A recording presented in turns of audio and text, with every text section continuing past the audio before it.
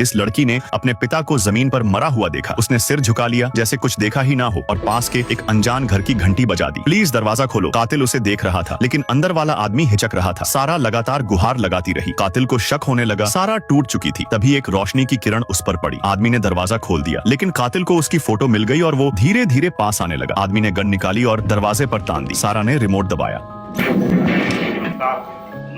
कातिल पलटा और चला गया। लेकिन क्या सारा सच में सुरक्षित थी? उसने एक बॉक्स खोला जो गनों से भरा था। ओह शिट, लियोन भी एक किलर निकला। सारा ने उससे बदला लेने के लिए हायर करने की बात की, लेकिन उसने मना कर दिया। उसने सारा को सुलाया और आराम करने को कहा। सारा ने उसका हाथ पकड़कर कहा, मुझे बचाने के लिए धन्यवाद। लेकिन उसी रात लियोन गन लेकर कमरे में घुस आया। क्या वो सारा को मारने आया था? वो रुक गया। उसी दिन से सारा लियोन की पार्टनर बन गई। सारा दरवाजे के पीप होल पर च्युइंगम लगा देती, दरवाजा खटखटाकर खुद को खोया हुआ दिखाती और लियोन तैयार रहता। जैसे ही कोई दरवाजा खोलता, वो अंदर घुसकर काम खत्म कर देता और सारा सब साफ करती। उनका तालमेल परफेक्ट हो गया। एक दिन सब बदल गया। टारगेट ने बहुत देर तक दरवाजा नहीं खोला। अंदर से हलचल सुनते ही लियोन ने सारा को अपनी बाहों में खींच लिया।